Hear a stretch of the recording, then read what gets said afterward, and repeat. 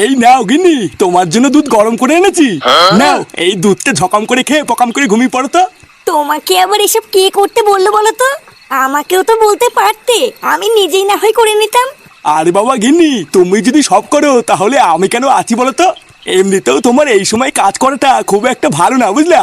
আর তাছাড়াও ডাক্তারও তো বলেছে রোজ রাতে শোয়ার আগে তোমাকে গরম দুধ দিতে। নাও নাও, আর কথা না বাড়িয়ে ঢক করে খেয়ে শুয়ে পড়ো তো। আচ্ছা সে না হয় খাচ্ছি, কিন্তু ফুটো কোথায় গো? ও কি খেয়েছে? আর তোমার ফুটো ওই সেগোমানিতে তো রাত হয়ে গেল, এখনো বাড়ি ফেরেনি, তা খাবে কি করে? সেও যখন আসবে আসুক গিয়ে, তুমি চুপচাপ দুধটা খেয়ে শুয়ে পড়ো। এইসব কি বলছো তুমি? ছেলেটা এত রাত হয়ে গেল এখনো বাড়ি ফেরেনি? কোথায় আছে, কি করছে, কিছু খেয়েছে কিনা কোনো ঠিক নেই, আর আমি খেয়ে দিয়ে শুয়ে পড়বো? আরে কোথায় আর থাকবে, ক্লাবে ক্লাবে বন্ধুদের সাথে গাড় পেঁয়াজি মারছে হয়তো। কই রে মুখাচোদা নান্টু, বেরো বাড়া! এটা কিসের শব্দ গো? তুমি দাঁড়াও গিন্নি, আমি দেখছি। চালা সেগমানির ছেলে, আমাকে কি সবাই মুখাচোদা পেয়েছে নাকি? হ্যাঁ বাড়া, এক এক রেখে ধরে গাড় ভেঙে দেবো সব বাড়া। এইসব তুমি কি বলছো? চুপ করো, বাবা বাড়িতে আছে। এই দেখ মাগি, ঘরের বউ ভুদা ঘরের বউর মতন থাকবি বুঝলি তো, ভাতারের উপরে কথা বলবি না বাড়া। এদিকে আমার সব পুঙ্গা মারা হয়ে যাচ্ছে, আর তুমি সত্যি সাজছো? হ্যাঁ চালা, অনেক দেখেছি বাড়া, আজ রাতে একটু হেসতে হেসতে করে ছাড়বো। এই কি হয়েছে রে, এত রাতে কি শুরু করে দিস তুই? হ্যাঁ এটা কে রে মারা? ভোদার ভাই, আমার জীবনটা নিয়ে ছিনিমিনি খেলে তুমি এখন আমাকে এসে চপকাচ্ছ লাউরা। এই কি হয়েছে, কি বলি তুই? কি হয়েছে বাল বাগা মেনছে, তুমি কিছু বোঝো না?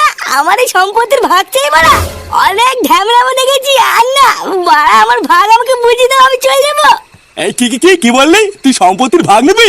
আরে হ্যাঁ ভুদার মাল নেবো তো, আর যদি আমি আমার ভাগ না পাই সব গুদ মারাবো। আলা শুনে বাচ্চা, এখনো নাক টিপলে দুধ বেরোয়, তুই আমাকে করে মারছিস? বোকা চোদা সেগোমানি ছেলে।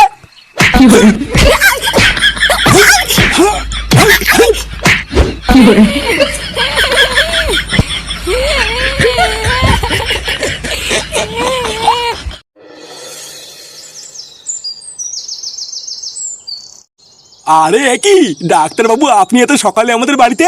কালকে থেকে তো আমি আপনার কথাই ভাবছিলাম, আর দেখুন আপনিও চলে এসেছেন। আসলে নান্টু বাবু, আমি না আপনাকে একটা বিশেষ খবর দিতে এসেছিলাম। আরে ডাক্তার বাবু, আপনি আর আমাকে কত বিশেষ খবর দেবেন বলুন তো? সেই দিনকে রাত্রেবেলায় আপনার মুখ থেকে ওই খুশির খবরটা শুনে আমি যে কি খুশি হয়েছিলাম আপনাকে আর কি করে বলি।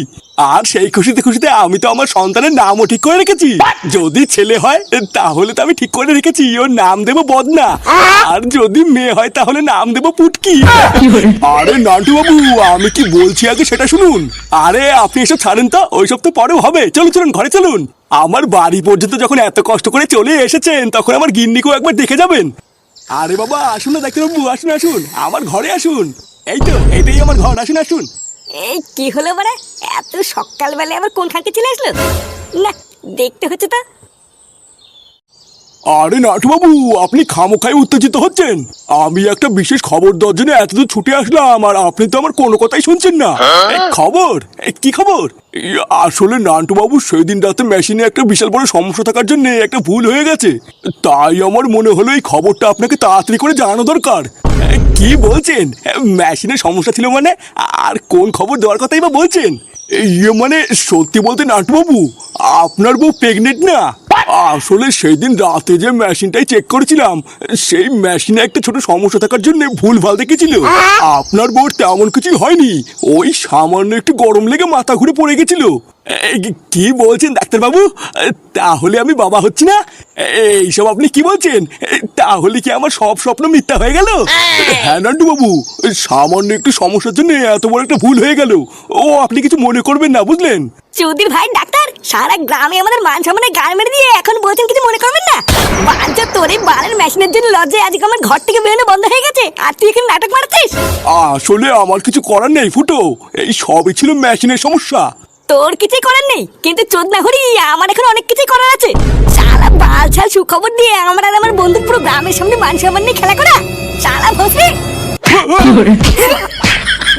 ফুটো